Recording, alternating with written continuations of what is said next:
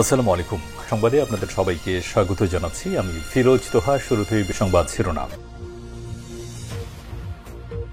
বাংলাদেশের সর্বশেষ গুরুত্বপূর্ণ আপডেট সংবাদে আপনাকে স্বাগত। শুরুতে সংবাদ শিরোনাম, পরে বিস্তারিত। প্রথমেই জানাবো, রাজধানীতে 7 কলেজ শিক্ষার্থীদের বিক্ষোভ।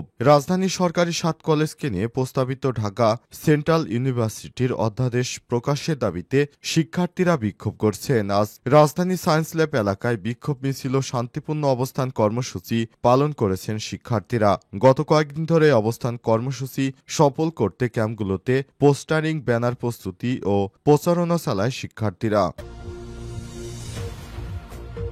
এরপর জানাবো, জুলাই ঘোষণাপত্রে পরিপূর্ণ অভাব রয়ে গেছে বললেন আক্তার হোসেন। আমরা জুলাই ঘোষণাপত্র পেলাম যেখানে পরিপূর্ণতার অভাব রয়ে গেছে বলে মন্তব্য করেছেন জাতীয় নাগরিক পার্টি এনসিপির সদস্য সচিব আক্তার হোসেন। আজ নাগরিক পার্টি এনসিপির কেন্দ্রীয় কার্যালয়ে এক সংবাদ সম্মেলনে জুলাই ঘোষণাপত্র এবং প্রধান উপদেষ্টার ভাষণ নিয়ে প্রতিক্রিয়া জানাতে গিয়ে এ কথা বলেছেন তিনি। এদিকে জুলাই সনদের ভিত্তিতেই নির্বাচন চায় জামাত। জাতীয় সংসদ নির্বাচন জুলাই সনদের ভিত্তিতে হতে হবে বলে দাবি জানিয়েছে বাংলাদেশ জামাত ইসলাম। একই সঙ্গে ফেব্রুয়ারিতে সংসদ নির্বাচনকে ইতিবাচক হিসেবে দেখছে সংগঠনটি। এদিকে জাতীয় পার্টির নতুন মোড়, ভারপ্রাপ্ত চেয়ারম্যান হলেন আনিসুল ইসলাম।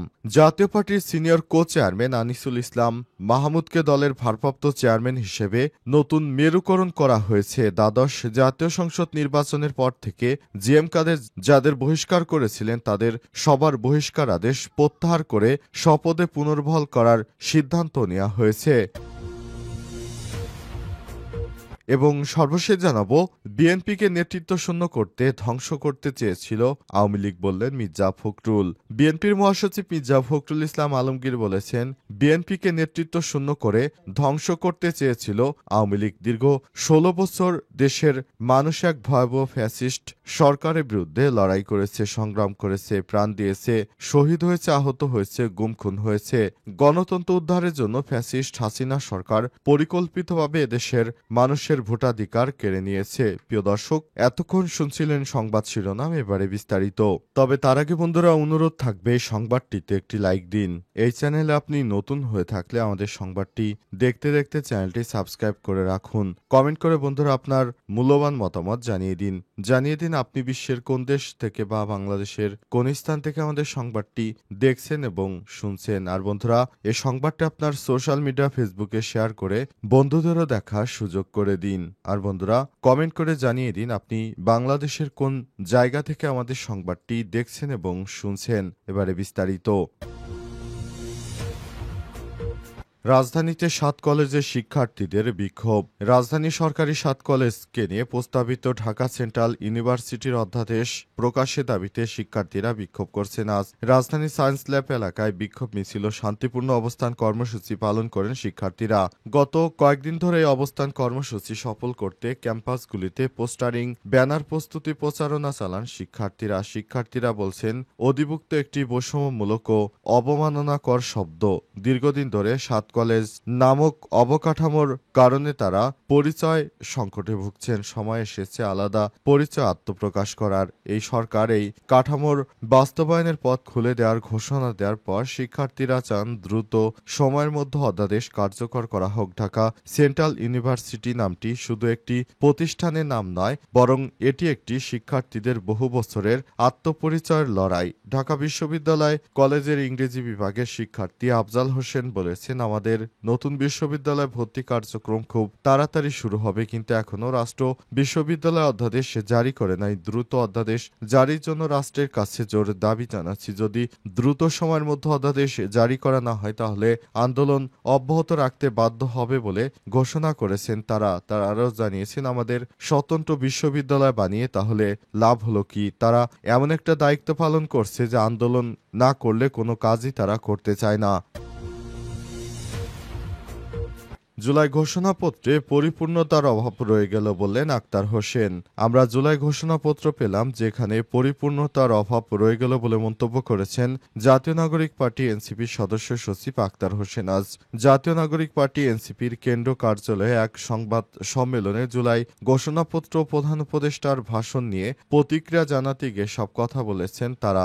আক্তার হোসেন বলেছেন, জুলাই ঘোষণাপত্র পাঠের উদ্যোগকে স্বাগত জানাই, তবে জুলাই ঘোষণাপত্রের মধ্যে কিছু বিবাদ রয়ে গেল, এটা পরিপূর্ণতা পায়নি। ঘোষণাপত্রে আরও পরিপূর্ণতা পাওয়ার জন্য আমরা কিছু বিষয়ে সরকারের কাছে আবেদন করেছিলাম, তবে সেগুলো অন্তর্ভুক্ত করা হয়নি। তিনি আরো বলেন, জুলাই ঘোষণাপত্রে ৪৭কে উল্লেখ করা হয়নি। শহীদের সংখ্যা কম দেখানো হয়েছে, প্রায় ১,০০০ বলা হয়েছে, তবে জাতিসংঘের রিপোর্টে ১,৪০০ এর উপরে রয়েছে। সরকার প্রকৃত নিহতের সংখ্যা সরকার নির্ণয় করতে ব্যর্থ হয়েছে, এটা ঘোষণাপত্রের মাধ্যমে প্রকাশ পায়। এই এনসিপি নেতা আরও বলেছেন, পিলখানা হত্যাকাণ্ড, শাপলা চত্বর হত্যাকাণ্ড, ২০১৮ সালের কোটা সংস্কার আন্দোলন, মোদি বিরোধী আন্দোলন ও ব্যাট কমানোর আন্দোলনের মতো গুরুত্বপূর্ণ ঘটনাগুলো সুনির্দিষ্ট উল্লেখ করা উচিত ছিল বলে আমরা মনে করি। এর আগে মঙ্গলবার রাজধানীর মানিক মিয়া অ্যাভিনিউতে ৩৬ জুলাই উদযাপন শীর্ষক অনুষ্ঠানে জুলাই ঘোষণাপত্র পাঠ করেন অন্তর্বর্তীকালীন সরকার, কিন্তু শিক্ষার্থীদের মনের মতো করে সেই সনদটি হয়নি বলে তারা অভিযোগ করেছে। সনদটি শুধুমাত্র বিএনপির মনোপূর্ত হয়েছে এমনটা জানা যাচ্ছিল বিভিন্ন মাধ্যম থেকে। জুলাই সনদের ভিত্তিতে নির্বাচন চায় জামাত। জাতীয় সংসদ নির্বাচন জুলাই সনদের ভিত্তিতে হতে হবে বলে দাবি করেছে জামাত ইসলাম। তারা বলেছে, আমরা যে কারণে এই জুলাই আন্দোলন সংগঠিত করেছি, যে কারণে আমাদের এতদিনের প্রত্যাশা, সেটিকে বাদ দিয়ে আমরা নির্বাচনে অংশগ্রহণ করতে পারি না। জামাত ইসলামের পক্ষ থেকে আরও জানানো হয়েছে, জুলাই আন্দোলনের ফসল হচ্ছে শেখ হাসিনার পদত্যাগ। সুতরাং এই জুলাই আন্দোলনের ভিত্তিতেই হতে হবে আগামীর নির্বাচন। তা না হলে আমরা নতুন করে এই ধরনের কোনো কর্মকাণ্ড পরিচালিত করতে দিতে পারি না।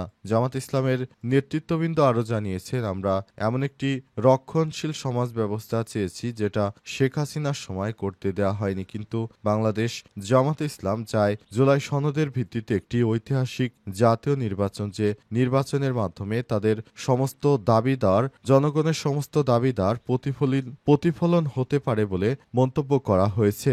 অন্তর্বর্তীকালীন সরকারের প্রধান উপদেষ্টা প্রফেসর ডক্টর মোহাম্মদ ইউনূসের নেতৃত্বে বাংলাদেশ যেভাবে পরিচালিত হচ্ছে, এরই ধারাবাহিকতায় জুলাই গণ অভ্যুত্থানের বিষয়টিকে খুবই গুরুত্বপূর্ণ উল্লেখ করে জামাত ইসলামের পক্ষ থেকে জানানো হয়েছে, এই জুলাই সংগঠিত হয়েছে বলে আপনারা আজ নির্বাচনের স্বপ্ন দেখতে পেরেছেন। সুতরাং জুলাই সনদের ভিত্তিতে আমাদেরকে জাতীয় নির্বাচন দিতে হবে, তা না হলে জামাত ইসলাম যে পিআর পদ্ধতি বা অন্যান্য যে পদ্ধতি চেয়েছে, এগুলো যদি পূরণ না করা হয় তাহলে আমরা এই ধরনের কর্মকাণ্ড কখনোই মেনে নেব না।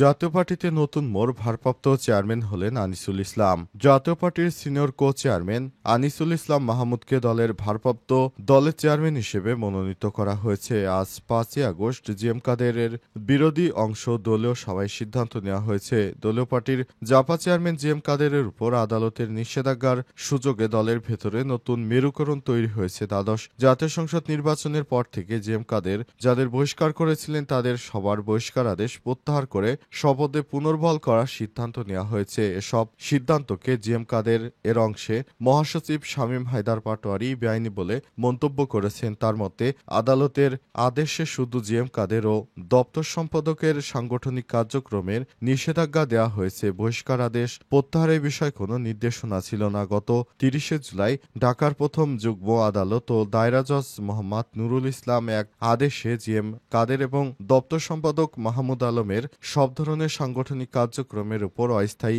নিষেধাজ্ঞা জারির আদেশ করেন। এই আদেশের পরিপ্রেক্ষিতে আনিসুল ইসলাম মাহমুদ ও তার অনুসারীরা গুলশানে এক সভায় মিলিত হন। সভা শেষে পাঠানো এক সংবাদ বিজ্ঞপ্তিতে জানানো হয়, আদালতের বিধিনিষেধ থাকায় জিএম কাদের কাউকে ভারপ্রাপ্ত চেয়ারম্যান মনোনীত করতে পারছেন না। ফলে গঠনতন্ত্রের বিধান অনুযায়ী সিনিয়র কো চেয়ারম্যান হিসেবে আনিসুল ইসলাম মাহমুদকে ভারপ্রাপ্ত চেয়ারম্যানের দায়িত্ব পালন করতে দেওয়া হয়েছে। একই সঙ্গে জিএম কাদেরের বহিষ্কার আদেশ আদালতের আদেশে অকার্যকর হয়ে গেছে বলে দাবি করেছেন তারা। নতুন করে কে চেয়ারম্যান হবে, এই দ্বন্দ্ব থেকে মূলত এ সমস্যার সমাধান করা হয়েছে।